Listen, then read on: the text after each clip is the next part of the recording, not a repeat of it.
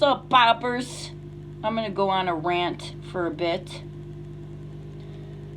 So, I warned these hobgoblins in my life that they were going to go to prison if they continued. And they laughed. And they mocked me. And now they're all terrified because guess what? They see it all coming to fruition.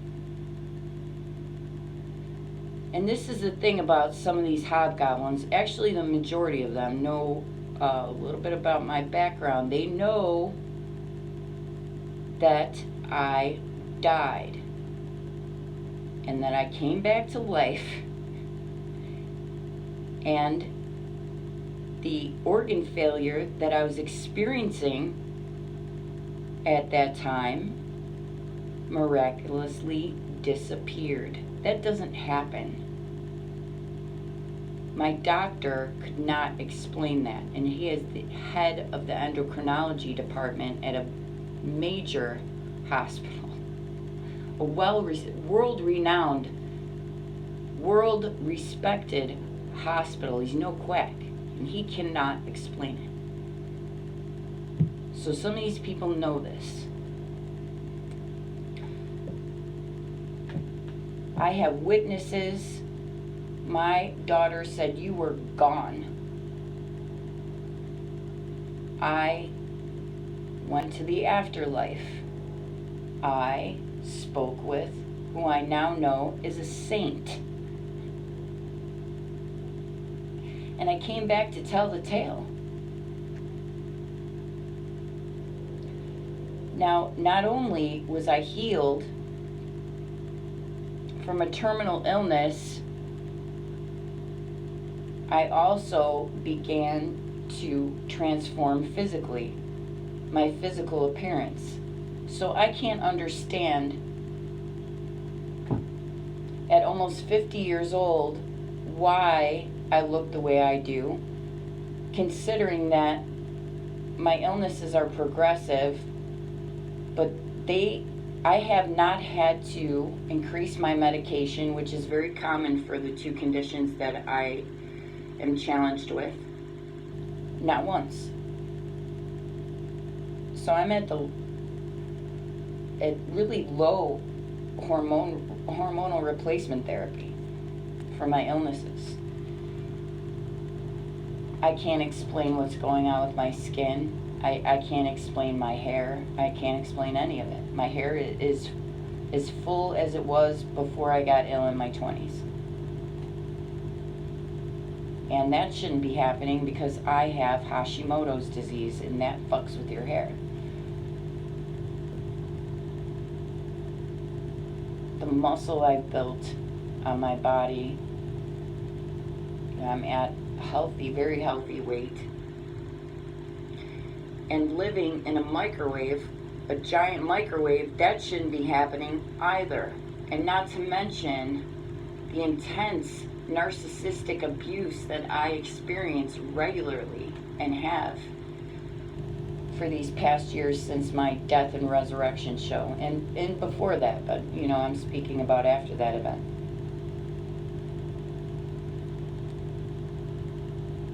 When that was going on, that was after my first trip to Sedona, and Sedona, going there helped and healed me considerably. And I climbed a mountain there. That's another bit of the nothing that I've done since I've been married. I climbed Bell Rock, very high too, with really shitty shoes. I had these ugly $20 Bass Pro Shops hiking sandals. I was out of breath, confused, bloated with kidney failures, fucking filled with fluid. And I climbed to where it narrows down to these, they're like spear looking rock formations. So I was up there really high. And that was the highest, ironically, that I had climbed. That I climbed it several times after that. And that was the highest that I got. It was that first time when I was in the worst shape of my life. But I guess we want to climb mountains subconsciously to get closer to the Creator, right? Get closer to God, maybe, so that He could hear us and we could hear Him. You know, maybe. I was on a quest, though. I was like, fuck it, I'm dying anyway. You know, if I die here.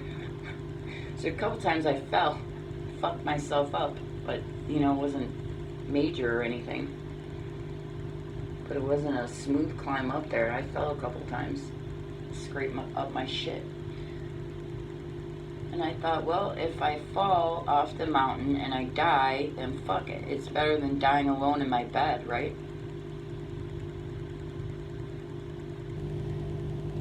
And then that October, I fell out on my face from the living room, arm of the living room couch to the kitchen floor. And when I came back for the first month and a half, I was in a state of bliss for a month and a half. And all I wanted to do was sing, which I'd never sang much before that. That's all I wanted to do, and I wanted to pet and hug and kiss my animals. And I just sat on the living room floor just in this intense state of bliss for 8 hours a day.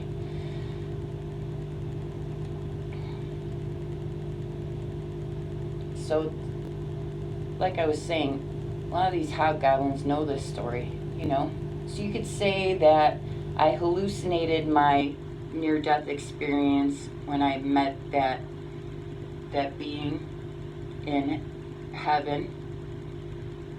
You could say that it was just some random synapse sparks going off at the end, my neurons, you know, my brain, you could say that. But how can you explain someone not having kidney failure anymore?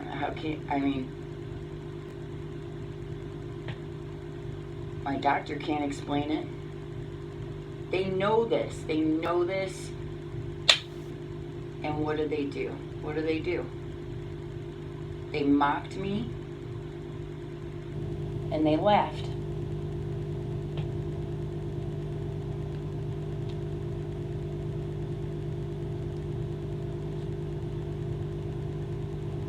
And what I got from that experience was that, well, several things, and some are none of your business, but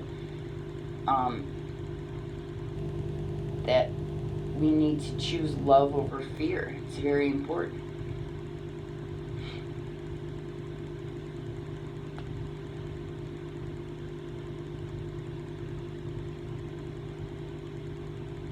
So that's what pains me, is how can you, and some of these people know me personally, so they've seen the transformation, and how do you just ignore that? How do you witness a miracle like that and just act like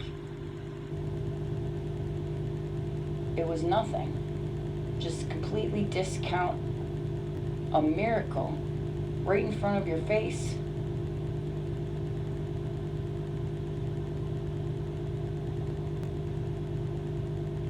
At the time, this is another thing, at the time when that happened, I was so confused, because when you have kidney failure, all the toxins that your body normally flushes out are just chilling in your interstitial spaces in between your cells. That's the spaces in between your cells. So your lungs get filled up with fluid, everything. And you could just touch my body with your hand and leave a handprint anywhere and barely touch me. So it fills up your brain with these toxins and you can't fucking think. I couldn't even remember when I took my medication. I had to write it down.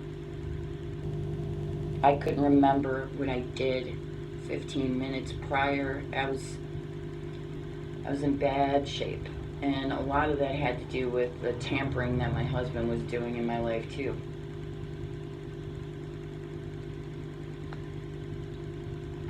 but the majority was caused from the chronic kidney failure. And, you know, now my cognitive function is,